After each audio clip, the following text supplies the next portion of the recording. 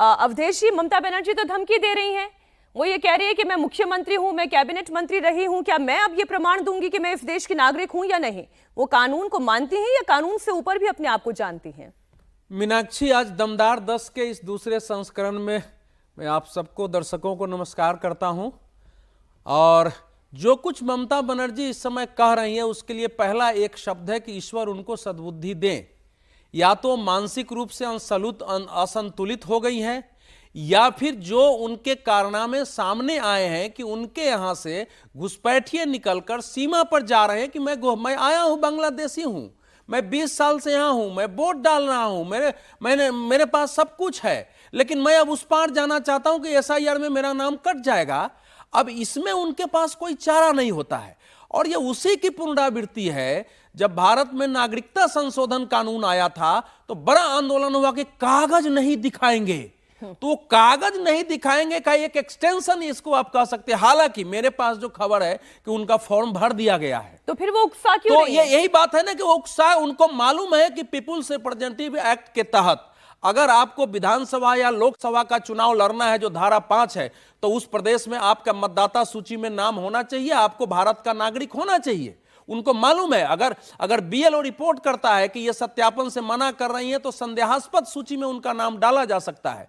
तो वो उत्साह जरूर नहीं है, वो उत्साह इसलिए रही है कि एक वातावरण बना रहे कि जो इस समय यहाँ के अल्पसंख्यक हैं, मुसलमान हैं, मैं आपके साथ खड़ी हूं। उस तरह से कई प्रकार के वो तर्के देती हैं। लेकिन ये खतरनाक है कि भारत के संविधान के तहत शपथ लेने वाली एक मुख्यमंत्री जो कह रही है कि 3 बार मैं कैबिनेट मिनिस्टर रही हूं, 7 बार मैं सांसद रही हूं, वो एक संवैधानिक प्रक्रिया को की पालन करने के विरुद्ध लोगों को उत्तेजित कर रही है, भड़का रही है। विनोद जी, संवैधानिक प्रक्रिया के खिलाफ लोगों को उकसाकर वो क्या हासिल कर रही है? मैं बड़ी शुद्ध पॉलिटिकल राय आपसे जानना चाहती हूँ। क्या इससे वो वोट अर्जित कर रही हैं? नहीं, वो एक मुद्दा बना रही हैं। वो हमेशा मुद्दे की राजनीति करती हैं और इस देश में वोट हमेशा भावनाओं पे मिलता है। गुजरात में जब नरेंद्र मोदी जी मुख्यमंत्री थे तो वो भी दिल्ली सरकार के खिलाफ 5 करोड़ गुजराती, 6 करोड़ गुजरातियों की बात करते थे, याद करिए उस समय। ममता बनर्जी उसी तरह बंगाल की बात कर रही है। पूरे उसमें देखा आपने, उनके एक तर्क में तो दम है कि आसाम में एसआईआर क्यों नहीं हो रही है। इसका क्या जवाब है? चुनाव तो वहाँ भी है, बिल्कुल। बंगाल में आप कर रहे हैं, आसाम में नहीं कर रहे। फिर चुनाव आयोग ने सब जगह बढ़ा दिया टाइम, तमिलनाडु तक में बढ़ा दिया, वहाँ भी तो चुनाव है, बंगाल में क्यों नहीं बढ़ाया?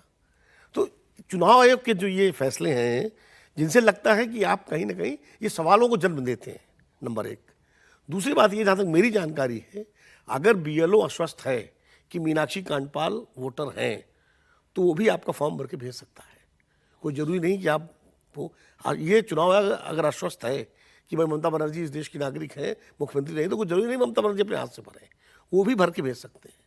तो इसलिए मुझे लगता है, जैसा अवधेश जी कह रहे हैं कि उनका फॉर्म भरा जा चुका है, तो हो सकता है बीएलओ ने भर दिया हो उनका फॉर्म। भाई कौन बीएलओ सत्यापित नहीं करेगा? बंगाल में बंगाल के मुख्यमंत्री का नाम उन्होंने अपने हाथ से नहीं भरा। तो ये दीदी का जो आप कह रहे हैं कि ये ऐलाने जंग है केंद्र सरकार के खिलाफ, अब वोट बचेगा या कटेगा? ऐसा है, नरेंद्र मोदी जब बोलते थे तो गुजरात को भारत का भाग बना के बोलते थे। ठीक। कि 5 करोड़ गुजरातियों, 6 करोड़ गुजरातियों का स्वाभिमान है और भारत के योगदान में, विकास में योगदान है। ये जो है, ये खुलेआम एक कम्युनिटी को भड़काना है ये। और जो कम्युनिटी वहां बाबरी मस्जिद का जो है नींव डाल रही हो इस समय, जो कि हिंदुओं का घर जला करके और जिले से बाहर होने को मजबूर कर रहा है, किया है जिसके नेता लोग, अब वो भड़क रहे हैं या नहीं भड़क रहे हैं? जब ड्राफ्ट लिस्ट आएगी, सर मुझे अगली खबर की तरफ आगे बढ़ना है। ममता बनर्जी कौन सा भारत विरोधी बात कर रही है? वो गुजरात की बात करते तो बंगाल की बात कर रही है, भारत के अंदर ही बंगाल की बात कर रही है ना। सर पहली ड्राफ्ट लिस्ट 16 तारीख को आ जाएगी और वो ड्राफ्ट लिस्ट ये बता देगी सर कि कितने लोगों के नाम हैं और कितने लोगों के नाम कट जाएंगे, और उसके बाद फिर से उसे भी रिफ्रेश करने का प्रोसेस जो है वो हमारा लोकतंत्र में देता है। बात उत्तर प्रदेश की भी होगी। यहां पर मुख्यमंत्री योगी आदित्यनाथ ने लापता वोटर्स को लेकर सख्त निर्देश दिए हैं। आजमगढ़ में सीएम योगी आदित्यनाथ ने हर विधानसभा क्षेत्र का डेटा बहुत ही बारीकी से देखा। इसके बाद योगी ने पार्टी कार्यकर्ताओं को निर्देश दिए कि वो ग्राउंड पर उतरे और उन लोगों के फॉर्म भरना सुनिश्चित करें जिनके नाम वोटर लिस्ट से गायब हैं। सीएम योगी ने निर्देश दिए हैं कि योग्य वोटर का नाम लिस्ट से ना छूटे। लापता वोटर्स को खोजकर उनका नाम वोटर लिस्ट में शामिल किया जाए। साथ ही एसआईआर को लेकर मुख्यमंत्री ने यह कहा कि अधिकारियों की लापरवाही बर्दाश्त नहीं की जाएगी। चुनाव आयोग ने यूपी के लिए एफआईआर की समय सीमा बढ़ा दी है। अब 26 दिसंबर तक फॉर्म जमा किए जा सकेंगे। यूपी में एफआईआर को लेकर मुख्यमंत्री लगातार जिलों के दौरे पर हैं। आजमगढ़, वाराणसी, बरेली में एफआईआर प्रोसेस को लेकर सीधा संवाद भी हुआ।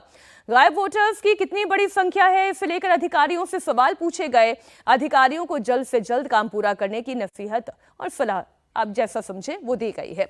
यूपी में एफआईआर को लेकर चुनाव आयोग ने समय सीमा बढ़ा दी है। यूपी में एफआईआर की डेडलाइन बढ़ाई गई है। अब 26 दिसंबर तक एन्यूमरेशन फॉर्म जमा किए जा सकेंगे। 31 दिसंबर ड्राफ्ट रोल पब्लिश करने की तारीख तय की गई है।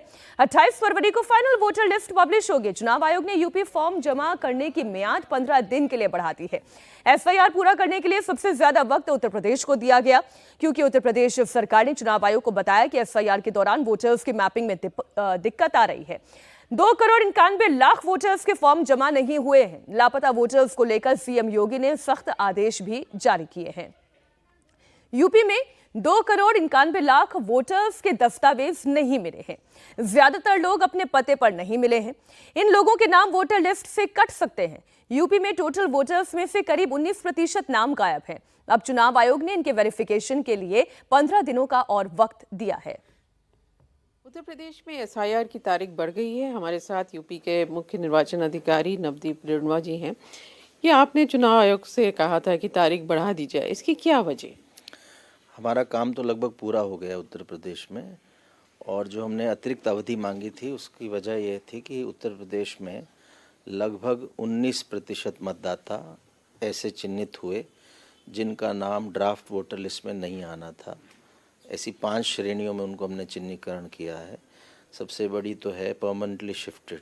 इसमें लगभग 1,27,00,000 मतदाता ऐसे थे जो वोटर्स थे किसी जगह, बट अब जब बीएलओ गए तो पता चला ये लोग यहाँ से शिफ्ट करके कहीं चले गए हैं। दूसरी कैटेगरी है अनट्रेसेबल या एब्सेंट वोटर्स की, जिनको पूरे क्षेत्र में घूमने पे वो मिले नहीं, या तो उनके एड्रेसेस सही नहीं लिखे थे या इनकम्प्लीट थे।